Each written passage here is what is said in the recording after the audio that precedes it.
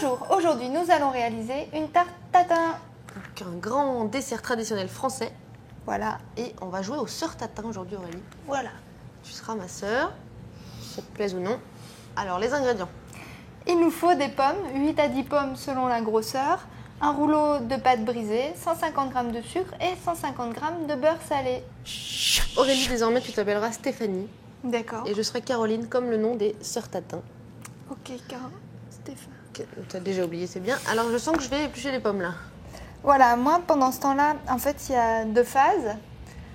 Le caramel et les pommes. Donc les pommes, on les épluche et on les coupe juste en 4 et on enlève bien sûr les pépins au milieu. Très bien. Et moi, donc pour le caramel, j'utilise donc un moule à manquer. Je vais mettre mon beurre salé dedans que je vais couper en morceaux. Donc on va mettre notre moule à manquer sur le feu et on va faire fondre le beurre. On n'est pas obligé d'utiliser du beurre salé, on peut utiliser du beurre doux. Mais là ça va faire un petit caramel au beurre salé et ce sera pas mal du coup. Maintenant que le beurre est presque tout fondu, on va pouvoir ajouter le sucre. Et voilà, hop là, reste ici. Donc pour le caramel, on y va doucement.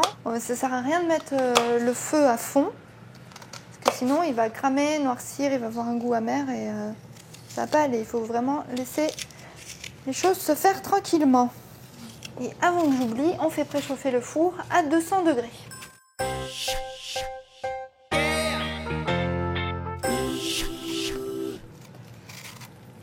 Donc là, ça commence vraiment à caraméliser. Donc si besoin, si ça va un peu trop vite, on n'hésite pas à retirer le moule du feu et à continuer à bien mélanger à côté.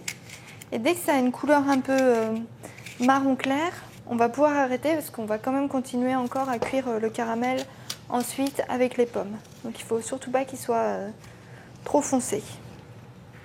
Donc on a mis le caramel un peu de côté en attendant de finir d'éplucher les pommes. Maintenant tout est fini, donc on va remettre notre caramel sur le feu et on va verser les pommes qu'on va faire un peu caraméliser pendant 5-10 minutes. Voilà. Donc si on veut, ce qu'on peut faire aussi, c'est tout préparer dans une poêle et verser seulement à la fin dans le moule à manquer. C'est un peu plus pratique pour faire cuire les pommes par exemple, si le moule est un petit peu juste. Donc maintenant nos petites pommes sont bien caramélisées, elles ont un peu cuites. On va pouvoir les passer dans le moule à manquer pour faire la tarte en elle-même. On n'a pas besoin de les couper en lamelles. Non, pas du tout. C'est bien en gros morceaux parce que la cuisson de la tarte tatin est quand même un peu longue. Ça évite que ça ramollisse trop. Ah bah oui, sinon on a de la compote après. Donc on a disposé nos petites pommes dans le moule. On va verser le caramel. Donc voilà, on va verser le caramel. Donc on n'hésite pas à faire quand même une bonne... à mettre les pommes bien de côté pour qu'il y ait une épaisseur. Et on verse ensuite le caramel. Ah, est-ce que ça sent bon? Je sais pas si on va réussir à attendre... Le dessert. Et dernière étape, La pâte. on recouvre donc notre petite tarte tatin. Donc la petite histoire, c'est que les sœurs tatin, elles ont fait brûler leur tarte. Et pour cacher la misère, elles ont ajouté une pâte par-dessus, comme on va le faire maintenant. Donc on s'arrange pour mettre ça, près au milieu, comme ça. Et ensuite on va replier la pâte là, vers l'intérieur, dans le moule. Bon, attention quand même toujours quand on manipule le caramel. Ça brûle. Ça sent très bon mais c'est très très chaud, donc attention à ne pas se brûler.